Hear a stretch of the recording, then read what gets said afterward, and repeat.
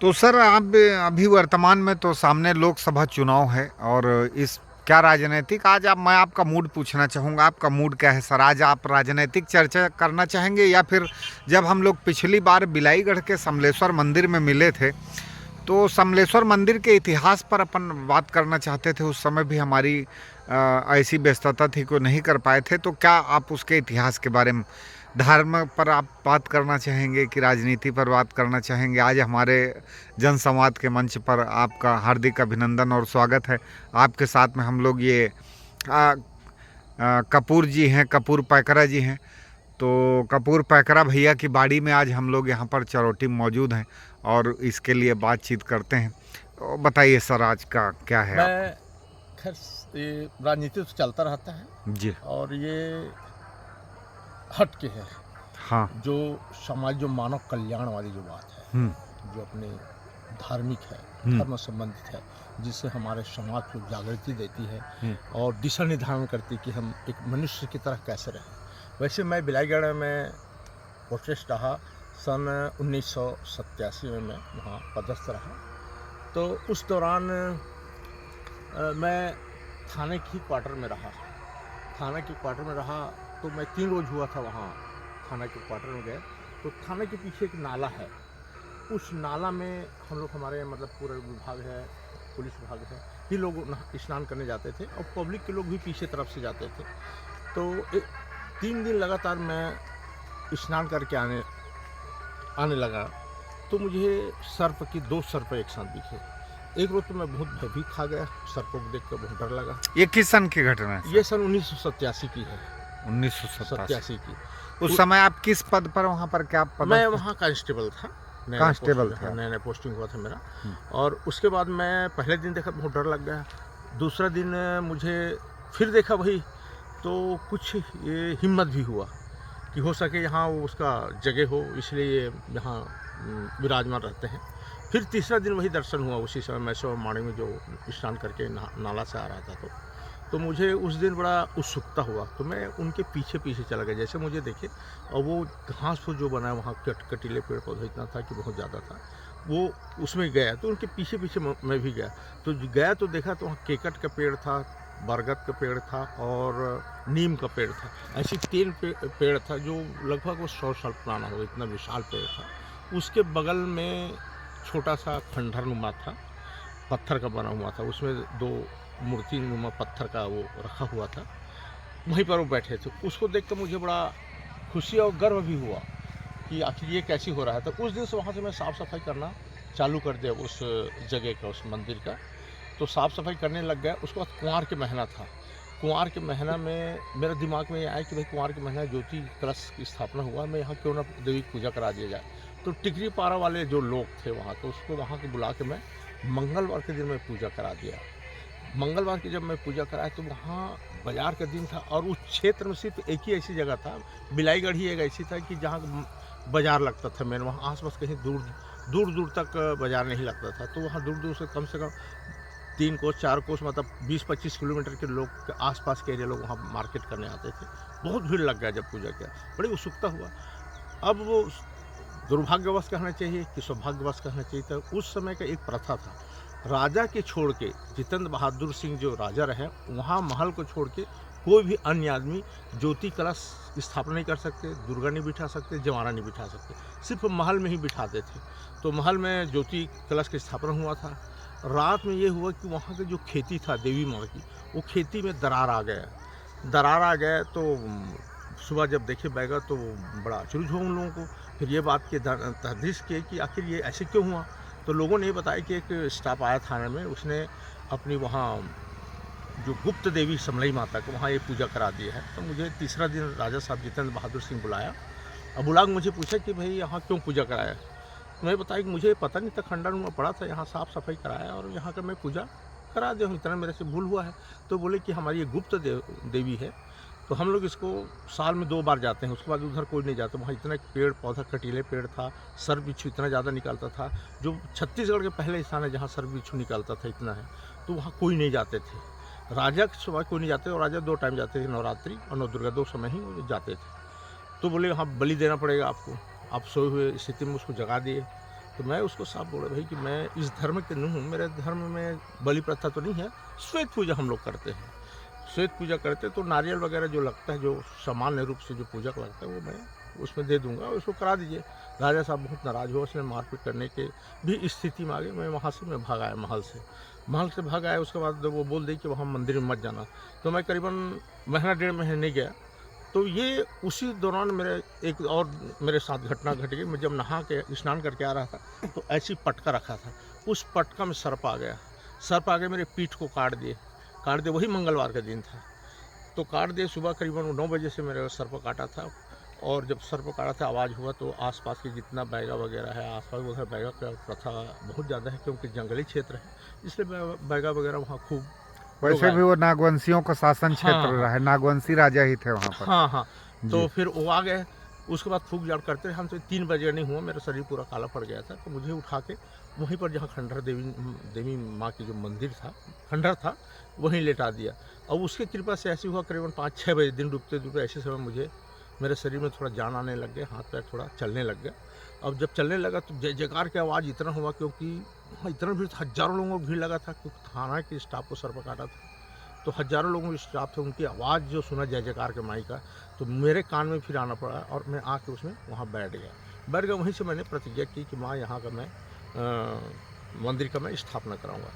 फिर मैं कुछ दिन बाद जब राजा साहब को गए, चर्चा किए कि राजा साहब मुझे वहाँ मंदिर बनाने की अनुमति दे दीजिए। राजा साहब मेरे लिए भड़क गए कि तुमको बोल दिया था कि यहाँ नहीं रहना, इसके बावजूद तुम यहाँ हो, अगर तुमको सपना दे रहे तुम अपने घर जाओ, वहाँ जो बनाना है बनाओ।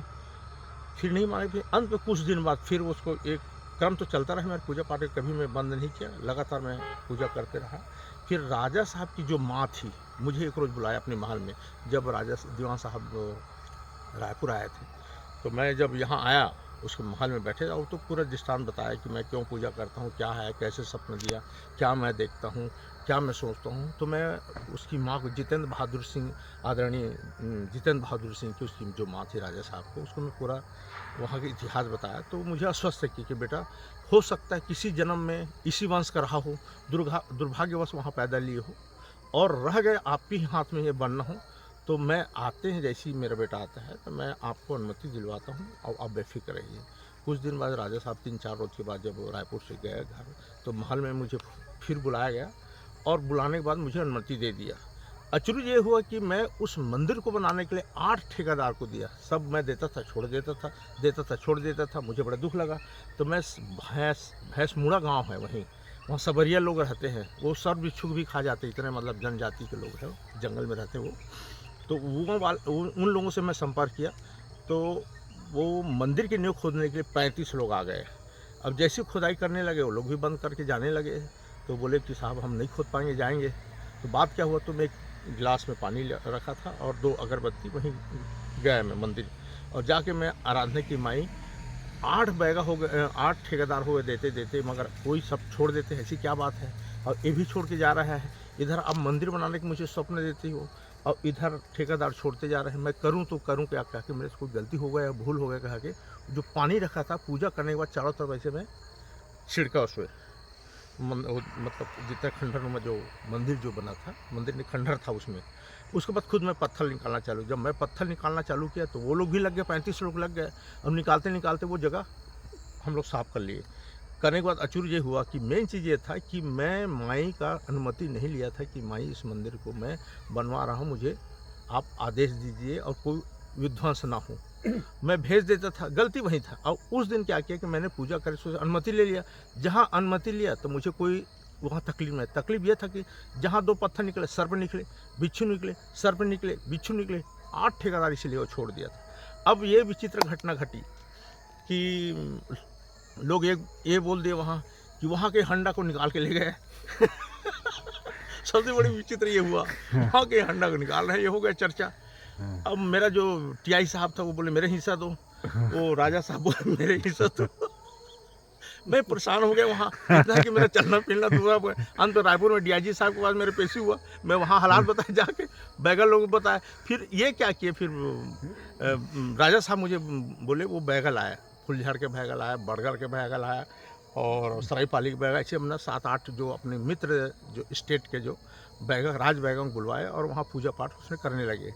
अब पूजा पाठ करने लगे, बैगा लोग फिर मेरे ऊपर क्या पैसे डाल दिए, उनके अनुमति के बिना हम यहाँ का सामान नहीं निकाल पाएंगे। फिर राजा साहब मुझे महल में बुलाया, बोले कि सरजू तुम जब तक नहीं बोलोगे ये सामान नहीं निकाल पाएगा। तो मैं बोले भाई ये मंदिर आपकी, ये सामान भी आपकी और ये देवी माँ भी आपकी, मैं कौन होता हूँ। तो मेरे लिए फिर राजा साहब भड़क गए। तो मैं बोले चलिए मैं दिखाता हूँ कहाँ है आपका जो हंडा है क्या है, मैं दिखाता हूँ चलिए। तो वो जो सुरंग था जिसमें नर बलि देते थे, पत्थर था, उसका भी कहानी बताऊंगा मैं। उस पत्थर को हटा के दिखाया तो सुरंग था, उसमें सर्व बिच्छू दिखे। तो बड़े कुमार गए, छोटे कुमार गए और उसके राज बैगा गया और पीरू खान गए एक, वो गए सबको सामने उसको दिखाया भाई ये देखो हंडा है कि क्या है। तो बोले तो सुरंग है और सर्व बिच्छू भरा है। फिर उसको बंद करो बंद करो, बंद करा दिया। अब इतिहास एक नया जन्म ये ले लिया कि तो सर वहाँ पर सुरंग थी, सुरंग था। और सुरंग कहाँ तक जाती थी इसके बारे में किसी ये को पता सुरंग था? ये था, हाँ जी। जब 1767 ईस्वी में 1708 ईस्वी में यहाँ भैना जाति का राजा था बिलाईगढ़ में। तो उस समय सम्मलपुर का परमार जाति का राजा था, वो आक्रमण किए कहाँ बिलाईगढ़, उसको जीत गए बिलाईगढ़ के राजा को। तो बिलाईगढ़ के राजा को उसी सुरंग में वो अंदर डाल के और उनके सैनिक को अंदर डाल के ऊपर से आग लगा दिया। आग लगाने के बाद उसमें आग के धुआं और आग के लपटे से त्राही त्राही हुआ। तो धमतरी वाली समलाई माता की, बिलाई माता की आराधना की, उनके कृपा ऐसी हुई कि अंदर के सुरंग खुल गए। तो सीधा मुनिचुआ जिसका नाम दिया जंगल के बीच में, हाँ वो वहाँ खुला। अब वहाँ खुल के बगल में उसने राजा साहब लोग रहे पूरे अपने सैनिक वैनिक के साथ और अपने मित्र जो स्टेट के राजाओं से मिल के फिर अपना बिलाईगढ़ में आक्रमण किए। बिलाईगढ़ में जब आक्रमण किए तो जो बिलाईगढ़ के जो राजा था भैना जाति का, वो सम्मलपुर के राजा जीत ले। तो सम्मलपुर के राजा वहीं पर समलई माता की स्थापना किए, बिलाईगढ़ के राजा वहाँ पर बिलाई माता की स्थापना किए। उस समय सन 1708 ईस्वी में ये प्रथा था कि वहाँ नर बलि देने का प्रथा था। जिस लड़के की उम्र 18 साल हो रहा था उस दिन होता, जैसे नवरात्रि के दौरान, हाँ, या उनके पूजा के दौरान, उसके पूजा के दौरान जो वो उसका पूजा कब होता था? दीपावली में जो होता है ना, बलि देते हैं दीपावली। अच्छा। उसी समय जिसका होता है उनको वो बलि चढ़ाता था दिवाली में। हाँ। और एक चढ़ाता था अभी नवरात्रि में, अभी जो हुआ है नवरात्रि में चढ़ाता था। ये 2 समय था। अब वो राजा के ये होने के बाद, विलुप्त होने के बाद, राजा खत्म होने के बाद शासन पौड़ के बलि देने लग गए। पौड़ के बाद उसके बाद बकरा के बलि देने लगे। बकरा की बलि के प्रथा राजा जितेंद्र बहादुर सिंह तक का चला। और जब सन 1990 में जब उस मंदिर को मैं बनवाया, तब से वहाँ श्वेत पूजा होता है। कोई किसी प्रकार के कोई बलि प्रथा नहीं है। श्वेत पूजा, माँ किसी प्रकार की कोई बलि नहीं लेती। तो इस प्रकार से वहाँ पर उस मंदिर से और उस क्षेत्र में आपने बलि प्रथा का एक प्रकार से अंत किया। वहाँ अनंत किया। अंत में लोग नहीं माने उस समय, तो मैं बोले चलो मेरा बलि चढ़ा दीजिए। अगर मेरे बलि से माँ खुश हो जाता है, हाँ, तो ये निरपराध, हाँ, निर्जीव क्यों बलि चढ़ाते हो। तो मैं वहाँ मंदिर में गया, लोगों को बोले आप कर दीजिए। तो फिर वो बंद हो गए। फिर इसी मंदिर के दौरान एक और ज़बरदस्त घटना हुआ। बैगा महाराज वहाँ गया, तो बैगा वहाँ का लकड़ी तो ले जा रहा था। तो मैं बोले भाई बैगा महाराज, ये जो ठेकेदार को मैं दिए हैं उसको मत ले जा। तो बोले जो करना है सो कर लो। तो लकड़ी पीठ में ले जा रहा था, तो जो करना है सो कर लो। वो बोले, तो मैं बोले मैं क्या करूँगा, माँ ही करेगा। अब जैसे ही बैगा घर में गया, लकड़ी ऐसे ही झुका है, अब वो ऐसे रह गया वो बैगा। अब मैं 15-16 दिन के बाद वो सुना तो गया, तो बोले बैगा महाराज आप अपमान क्यों माई का, माफ़ी मांग लो। तो बैगा कहना मैं मर जाऊँगा तभी मंदिर नहीं जाऊँगा। इस बात की जानकारी में वहाँ के जितने भी बड़े बड़े लोग थे उनको जानकारी दी कि बैगा महाराज ने समलाई माता में अपमान किया है, इसलिए वो ये स्थिति है। तो ये किस सन की घटना है सर? ये 1990 की है ये। अच्छा, 90 की? हाँ 90 का, नहीं ये 88 का है। 88 की घटना है। मैं वहाँ 85 में वो हो गया, 87 में पदस्थ रहा, तो ये 88 घटना है। अब वो बैगा तो मर गया। अब गांव बाहर लोग गए, रोक दिए चारों तरफ से, नाकाबंदी कर दी। तो 3 गड्ढा खुदाया। एक वो मेरा मिस्त्री था जो ठेकेदार था, जयराम करके था, कहार था जाति का, उसके लिए एक गड्ढा मेरे लिए और एक गड्ढा वो बैगा के लिए, कि ये लोग ने मंदिर में बैगा को बलि चढ़ा दिए। अब फिर गांव वाले के बीच में पंचायत हुआ। पंचायत में फिर लोग बाग से ये चर्चा हुआ। अंत में सब लोग बताए कि बैगा की गलती है, साहब ने किसी प्रकार कोई ऐसी गलती नहीं किया है। फिर उसको दफनाए, हम दोनों को छोड़े अनाथ। उस दिन हम दोनों को दफनाने के लिए सब व्यवस्था वहाँ हो चुका था। ये यहाँ की घटना है। आज की डेट में जो वो बना है, मैं ट्रस्ट दे दिया हूँ। ट्रस्ट द्वारा आज विशाल और ये बना है। अब उस समय मुझे मेरा बिलाईगढ़ के लोग कोई मेरे से बात नहीं करते, मेरे थाना के लोग मेरे से बात नहीं करते, आसपास के लोग बात नहीं करते थे राजा के डर में। मुझे इतना तरह कि कई बार तो राजा साहब मुझे बलि चढ़ाने के लिए वहाँ घेराबंदी कर ले जाने लगे। मैं अपने दीवार कूद के मैं भागा, नाला कूद के भागा हूँ। मैं इतने दुख मुझे दिया जिसका मैं कुछ मैंने, और मैं इतनी परेशान हूँ। मगर आज की डेट में माई की कृपा से मैं भी फल फूल रहा हूँ, मेरा भी ज़िंदगी खुशहाल है। और वो जगह आज विश्व की धरोहर हो गया है। वो जगह लोग एक बार जरूर उस जगह में जाए, और जाए तो उसके बाद वो मंदिर के अंदर में वो बैठ जाए ज्योति जला के, उसका और गेट बंद करके, उसको बाद देख ले उसको क्या आवाज़ सुनाई पड़ता है, क्या उसके शरीर में कुछ चलता है कि नहीं चलता है, ये लगता है कि नहीं, वो जाके वहाँ बैठ ले तो उसको ये आभास हो जाएगा कि ये जगह की कितनी सत्यता है। और आज की डेट में मैं हर लोगों को कहता हूँ, माँ है, दुनिया में है, ईश्वर है, तब ये दुनिया चल रहा है। मैं 3 ज्योति जलाऊंगा, पहले समलई माता, दूसरा बिलाई माता, और तीसरा जो ज्योति रहेगा समान रहेगा। जब मैं माई का आराधना करूंगा तो दोनों ज्योति ऐसे उड़ जाता है, और जो सामान्य ज्योति रहता है वो ज्यों तो रहे, जितना स्थिति में है वही रहता है। फिर मैं उसको हाथ फेरूंगा तो वो तीनों ज्योति एक समान हो जाता है। ये वहाँ का इतिहास है। बहुत बढ़िया, धन्यवाद सर, नमस्कार हमारी ओर से। आज की एक यादगार स्मरण रखने वाली एक ऐतिहासिक कहानी के साथ अब हम जल्द पार्ट 2 समलाई माता मंदिर पार्ट 2 में मिलेंगे, और साथ ही एसपी घृत लहरे के जीवन की ऐसी सरयू प्रसाद घृत लहरे जी जो पूर्ण नाम है, इनके जीवन की अनंत कहानियां हैं और बहुत ही रोमांचक हैं। इन्होंने एक हवलदार से लेकर थाना प्रभारी तक और टीआई तक का इन्होंने यात्रा तय की है। उस यात्रा के दौरान इन्होंने बहुत सारे काम किए हैं, और पार्ट 2 भी इनके साथ बहुत ही जल्द आएगा।